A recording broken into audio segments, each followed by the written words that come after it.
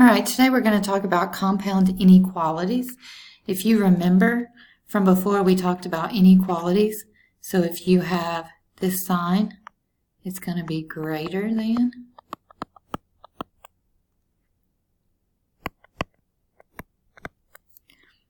This is greater than or equal.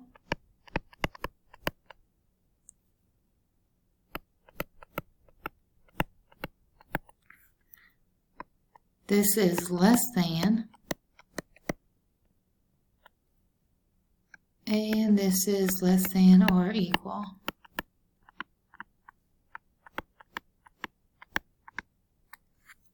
All right, didn't have as much room on there as I thought, but hopefully you can see that.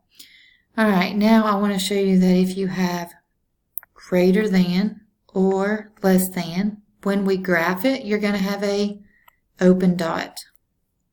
When you have greater than or equal to, less than or equal to, you're going to have a solid dot, meaning the points included. Okay, so those are just some reminders from inequalities before. Now, what is a compound inequality? Inequalities that relate to the same topic can be written as a compound inequality.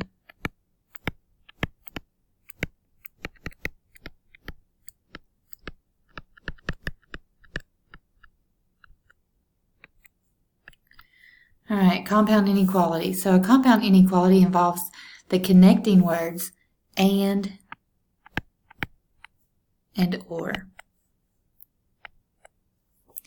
The word and in mathematics means intersect or intersection between the sets. What the sets have in common. Okay, so what they have in common, meaning they overlap. All right.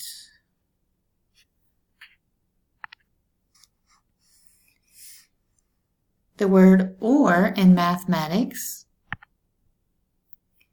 means union.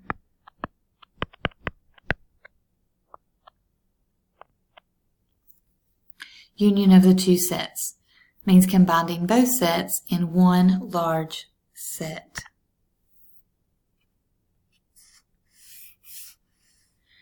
All right, inequalities involving and. Consider, for example, the speed limit. Okay, the speed must be at least 0 and at most 65. So how can we write that? We can write the speed limit as greater than or equal to 0, at least 0, and it's going to be at most, okay, less than or equal to 65. If we want to write this as a compound inequality, it can be shortened and written like this.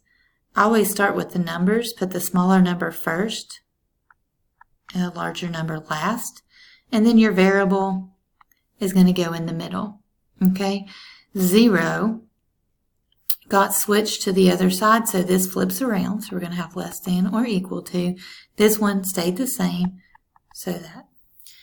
So these two statements here mean the same thing. This one is just written as a compound inequality.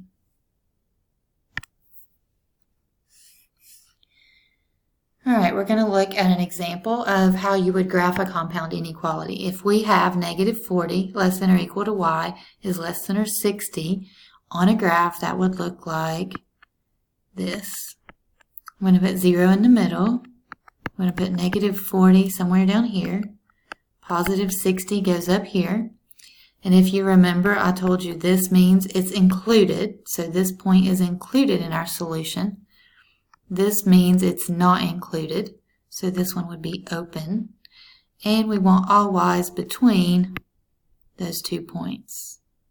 So to graph a compound inequality, we would graph it like this.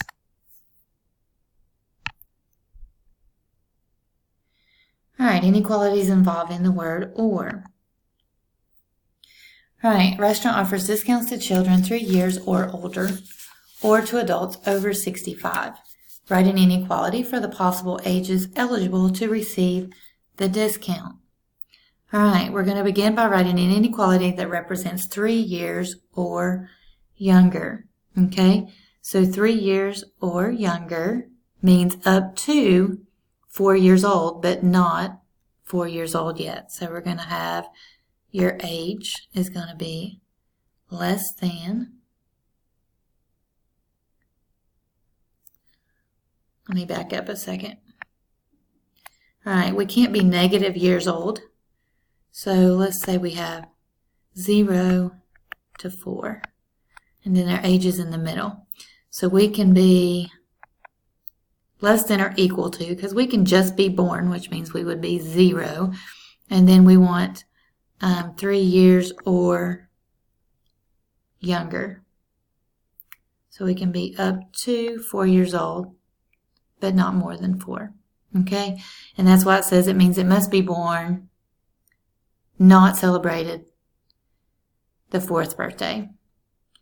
All right, so adults over 65 says over, but not including.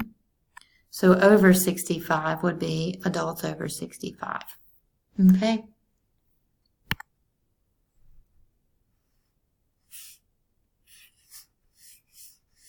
All right, moving on. Solving a compound inequality. When we solve a compound inequality, we're going to separate the two inequalities.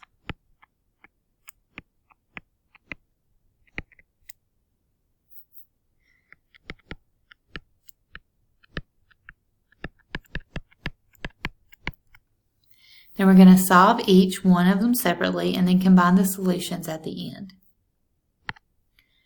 All right, so let's look at an example here.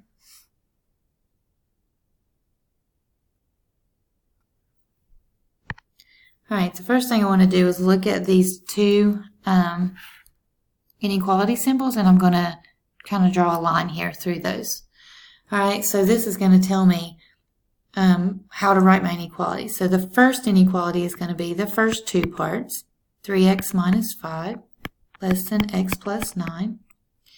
And then the second part is going to come from the next two. So x plus 9 less than or equal to 5x plus 13. So when it says to separate the inequalities, this is how we separate them. Then we have one variable, so we can solve. We're going to have 2x minus 5, add 5.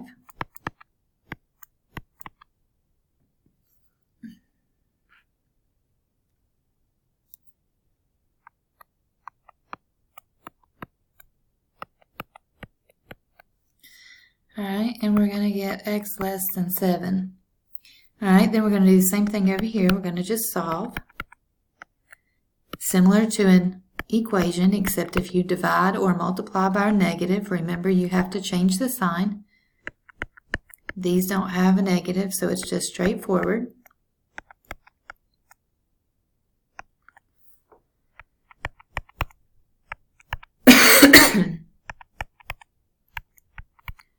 Divide both sides by 4. All right, x is greater than or equal to negative 1. All right, and I can flip that around. If I flip the x to the other side, that means the inequality changes. Should still be facing the x. And if I wanted to write this as a compound inequality, again, I would put the smaller number on the left, larger number on the right, put the inequality in the middle, and then this sign didn't switch directions, this sign did, and you could write it like this.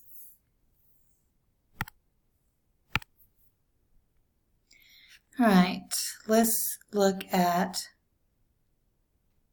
another example.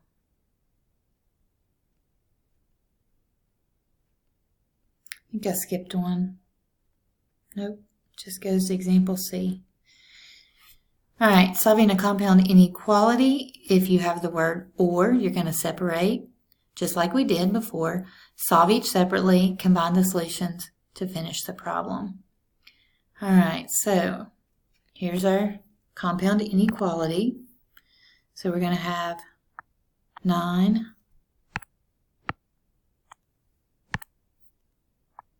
9 minus 2x less than or equal to 3. Make sure I wrote everything down correctly. So I got negative 2x less than or equal to 3 minus 9 is negative 6. Here we do divide by a negative. Remember with inequalities, if you divide by a negative, you have to switch the symbol. So x becomes greater than or equal to positive 3. And then over here we have 3x plus 10 less than or equal to 6 minus x. Again, we're solving for x. We want to add x.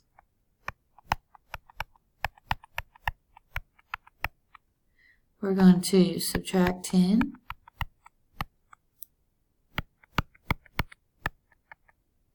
Six minus 10 is negative 4. This time we're dividing by a positive number, so our symbol remains the same. Alright, so we have x greater than or equal to 3 and x less than or equal to negative 1. If we graph that, okay, again I'm going to put 0 in the middle, and negative 1 would go to the left of 0. And again, let's write down what we had. We had x greater than or equal to 3, x less than or equal to 1. Okay. So 3 would be on the positive side. This one's going to have a solid circle, and this one's going to have a solid circle. It's supposed to have a negative. Since both of them has the line under it, which means that answer is included. All right, x greater than or equal to 3. And this one is x less than or equal to negative 1. So this is what an OR statement looks like. This is correct, or this is correct. And that completes the compound inequalities.